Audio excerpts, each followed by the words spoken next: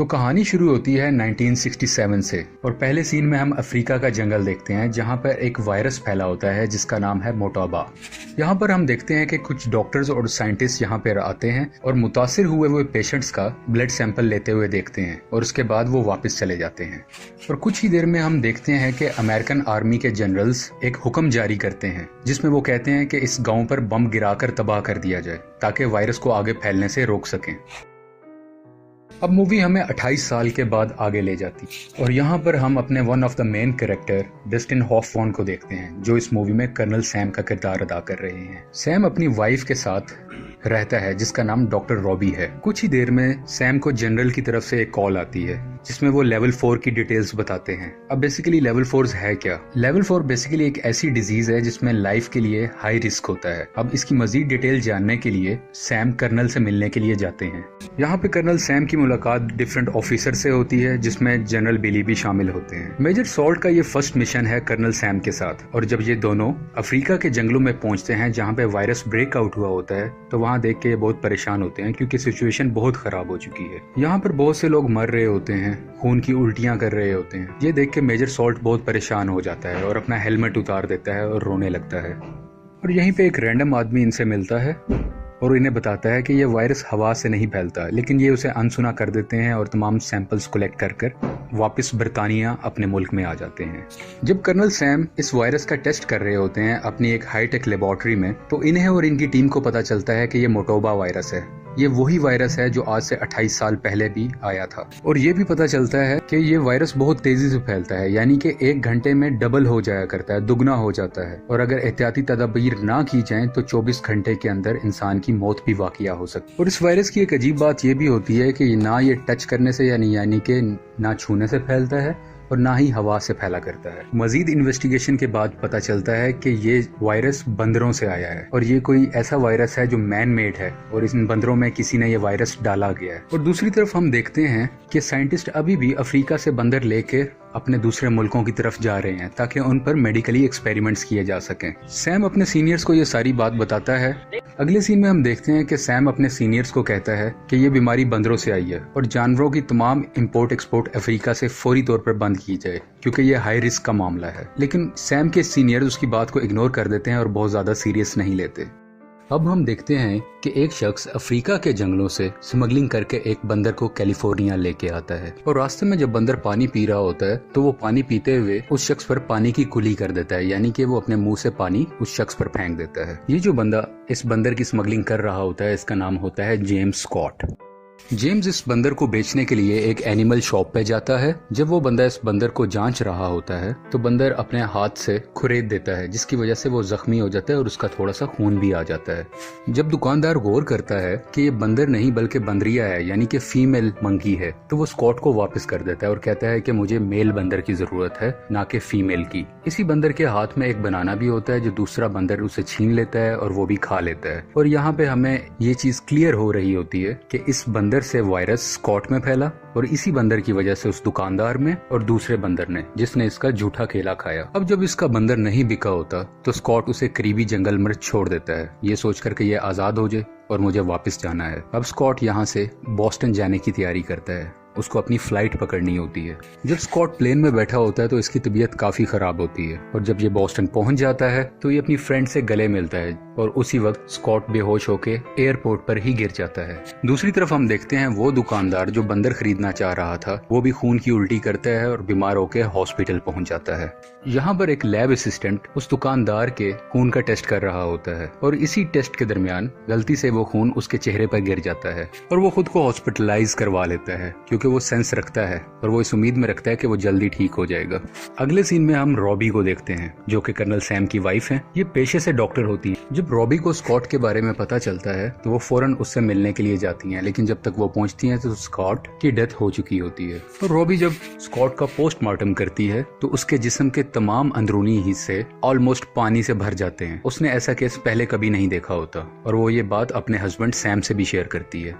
Robbie ये भी बताती है अगर ऐसा ही केस 24 घंटे में दोबारा आया तो हम हाई अलर्ट इशू कर देंगे। अब हम ये देखते हैं कि वही लेबोरेटरी वाला असिस्टेंट अपनी फ्रेंड के साथ सिनेमा में मूवी देखने के लिए जाता है। वहाँ पर इसकी तबीयत थोड़ी सी खराब होती है और वो जोर जोर से खांसने लगता है, जिसकी वजह से वायरस दूसरे लोगों तक पहुँचने लगता है। लेकिन इसे इस चीज का रियलाइजेशन बिल्कुल भी नहीं होती। वो इसे एक नॉर्मल कफ समझ रहा होता है अब तक। और वो जब पानी पीने के लिए बाहर जाता है तो वहीं पे गिर जाता है और ये भी हॉस्पिटल में चला जाता है। कॉट और लेबोरेटरी वाला इंसान सिर्फ बीमार नहीं होते, बल्कि बहुत से लोग और भी बीमार होना शुरू हो जाते हैं। आहिस्ता आहिस्ता ये बीमारी फैल रही होती है और जिस हॉस्पिटल में सबसे ज्यादा ऐसे केसेस मौजूद होते हैं वहां पर डॉक्टर रॉबी अपनी टीम को लेकर जाती है। दूसरी तरफ कर्नल सैम भी कैलिफोर्निया पहुंच जाते हैं, क्योंकि कैलिफोर्निया में सबसे ज्यादा बीमारी फैल रही होती है। अब हम ये भी देखते हैं कि ब्रिगेडियर जनरल बिली फोर्ड अपने एसोसिएट से बात कर रहे होते हैं। उनके एसोसिएट उन्हें कहता है कि कैलिफोर्निया को तबाह करना ही सोल्यूशन है ताकि ये वायरस दूसरे शहरों में ना फैले। लेकिन बिली फोर्ड कहता है कि नहीं, हम सबको बचाएंगे। और इसी कॉल के बाद कैलिफोर्निया को यूएस आर्मी चारों तरफ से घेर लेती है ताकि कोई शख्स ना बाहर जा सके, ना बाहर से कैलिफोर्निया में दाखिल हो सके।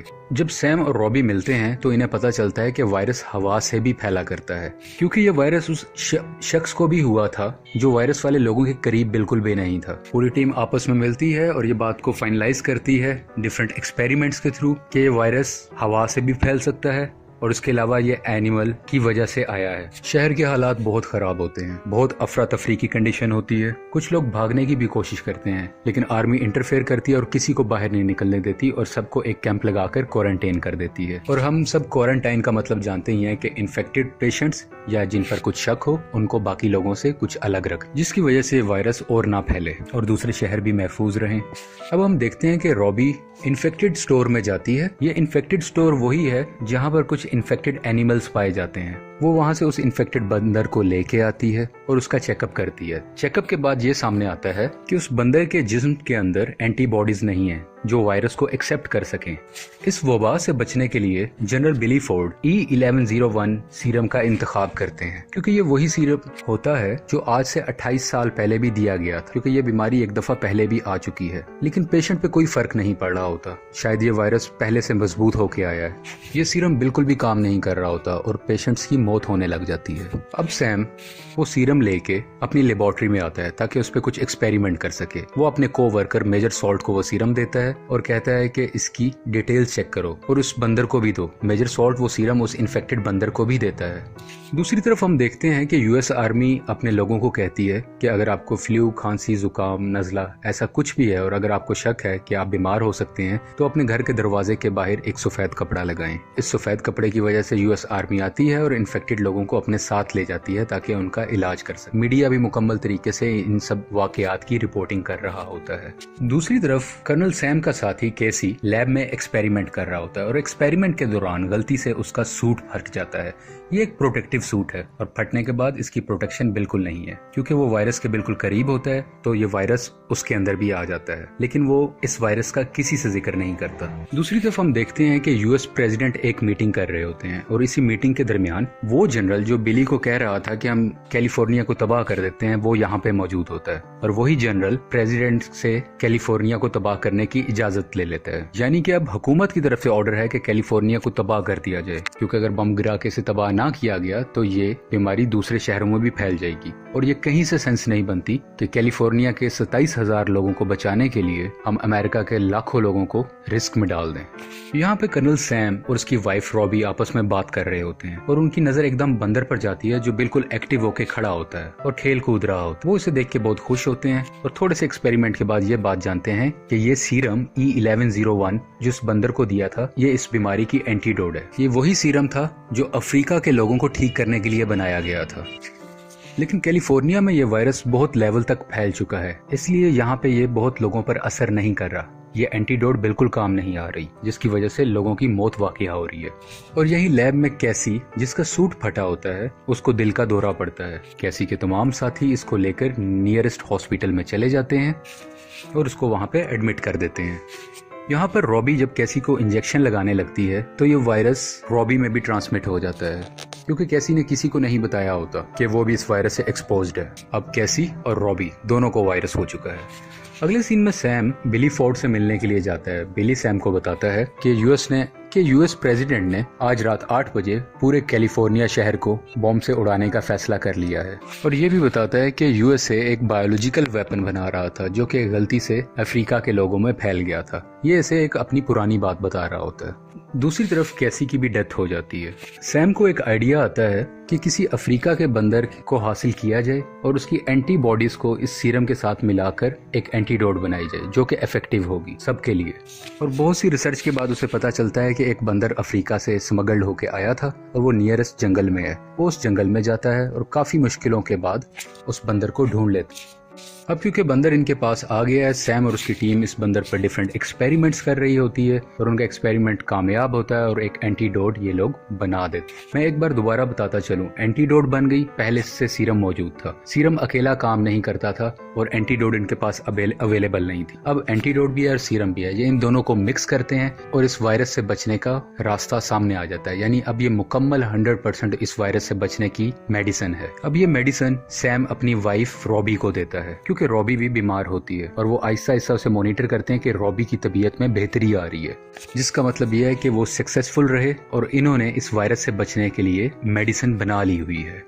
हम देखते हैं कि 8 बजने के करीब होते हैं क्योंकि 8 बजे एक प्लेन ने आकर कैलिफोर्निया पर बॉम्ब से हमला करना था और अब ये दोनों यानी कि सैम और उसका साथी सॉल्ट एक हेलीकॉप्टर में बैठते हैं कि जल्द से जल्द हम उस प्लेन को किसी तरह से रोक सकें। सैम का उस पायलट से राब्ता होता है जिसे वो मना करता है कि बॉम्ब मत गिराओ, लेकिन वो उसकी नहीं सुनता तो जनरल बिली फोर्ड इंटरफेयर करता है और वो उस पायलट को शहर पे बम गिराने से रोक लेता है। दूसरी तरफ हम देखते हैं कि बिली फोर्ड उस जनरल को भी पकड़वा देता है जिसने प्रेसिडेंट को गलत इन्फॉर्मेशन दी थी कि इस बीमारी के कोई सीरम नहीं है या कोई एंटीडोट नहीं है, जबकि रिसर्च वर्क हमारी बहुत कंप्लीट काम कर रही थी और इसका सीरम बन चुका है। और रूल के मुताबिक अगर ऐसा कुछ सिलसिला हो तो कभी भी शहर पर बॉम्ब नहीं गिराया जा सकता, जो कि जनरल डोलंड ने अपने प्रेसिडेंट से छुपाया था। फॉल्स स्टेटमेंट की वजह से जनरल डोलंड को गिरफ्तार कर लिया जाता है। इस वायरस से बचने की मेडिसिन को कमर्शियली बनाया जाता है और लोगों में डिस्ट्रीब्यूट किया जाता है और जितने भी इन्फेक्टेड लोग हैं वो सब आहिस्ता आहिस्ता ठीक होने लग जाते हैं और सब लोगों में जिंदगी की उम्मीद दोबारा से आ जाती है। और यहीं पे ये मूवी खत्म हो जाती है। आपको ये मूवी कैसी लगी प्लीज लाइक, शेयर और सब्सक्राइब करें और आप हमारी मजीद वीडियोस भी देख सकते हैं।